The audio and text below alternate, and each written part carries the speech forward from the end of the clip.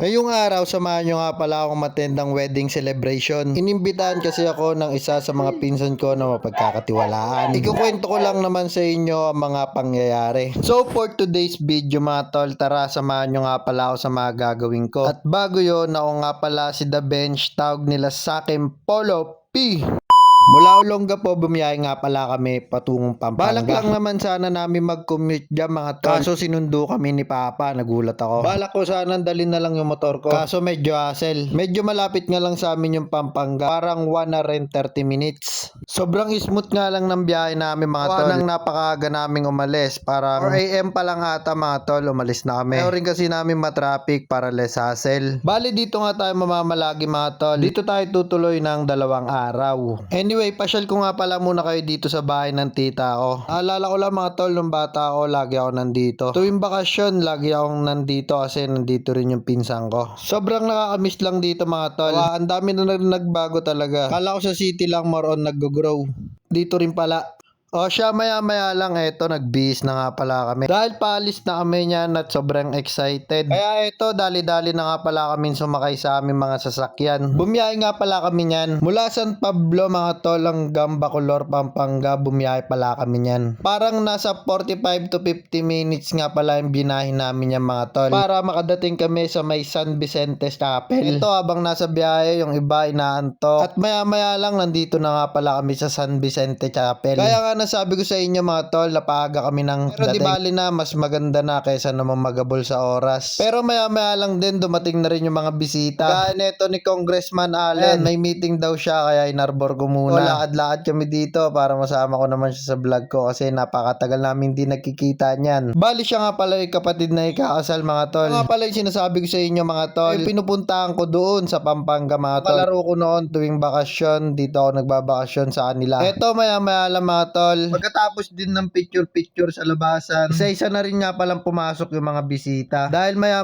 lang magsisimula na nga pala. Eto maya lang nagpahita na nga pala si Mr. Groom. At nag-aanda na nga rin nga pala yung mga kay gaganda at kay popogi na mga abay. Siyempre hindi mawawala yung mga sponsor natin dyan mga tol. At ito na nga pala yung pinakainaabangan natin mga tol. Pinangunahan pala ni Mr. Allen mga tol. At ayan, meron pa nga ditong bata na napaka-cute mga tol. At syempre ito ang pinakainihintay natin mga tol.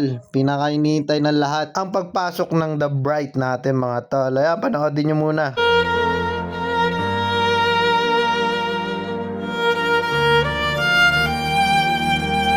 Ibang klase nga mga tol kapag kayo nandito. Sobra siyang nakaka-excite mga tol, sa totoo lang. Iba yung pakiramdam yun, lalo na yan, ihatid na nga pala siya kay Kuya Eric mga tol. Nakakakaba na sobrang saya yun yung pakiramdam ko nung nanonood ako mga tol. Pagdating namin sa venue mga tol, ramdam agad ang saya at pagmamahalan. Bawat ngiti ng mga bisita ay punong-puno ng saya. Sa araw na ito, hindi lang 2 puso ang pinag-isa. Hindi 2 buhay na handang maglakbay ng magkasama. Harap ng mga pamilya at mga kaibigan. Simple pero napakaganda ng dekorasyon. At ang bawat ngiti ng mga bisita ay punong-puno ng saya. Habang nagsisimula ang seremonya, tahimik kaming nakikinig. Kitang-kita sa mag-asawa ang pangako sa isa't isa. Fast forward tayo mga tol, eto magigis na nga pala sila dyan.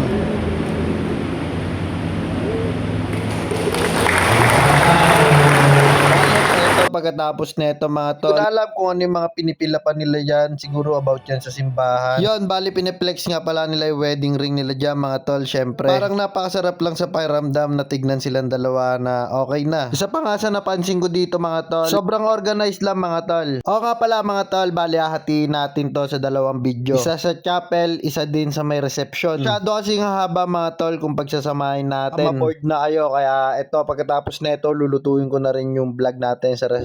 Yun, bale ito dito sa time na to is nagpo-photoshoot nila sila dyan mga tol. Pero ako na-believe dyan sa ginagawa nila yung mga tol. Bali behind the scene pala itong ginagawa. Hindi ko alam, parang ganun na nga, behind the scene talaga siya mga tol. Kala ko kung ano lang, yun pala meron silang ginagawang video na napakalupet mga tol. Ito dito, meron silang video sa loob ng simbahan. Meron din silang shoot dito sa labas ng chapel mga tol. Ayan, tignan nyo naman kung gaano sila ka-sweet dyan. Ako nga pala, bago ang lahat, congratulations ating Kat tsaka Kuya Eric. Maraming salamat sa pag-imbita at sobrang saya talaga. Pero laki din na impact sa akin kasi first time ko maka-attend mga tol, ganito pala experience na umattend sa kasal. Kaya sinulit ko ng sobra at in-appreciate yan mga tol. Yon, on the way na kami sa, syempre, paborito. Sa Kuya Jay. Sa kakainan. Papunta na kami ng Luna. reception. O, saan yun? Doon daw sa, yun, 5 minutes lang daw. Walking distance lang daw yon mga tol. Kung saan masarap, dapat pinupuntahan. So, paano ba Yun, mga tol? sana. Hanggang dito na lang muna. Maraming salamat nga pala sa panonood. Abangan nyo yung vlog natin sa reception mga tol. Bale, edit ko lang siya. Maraming salamat.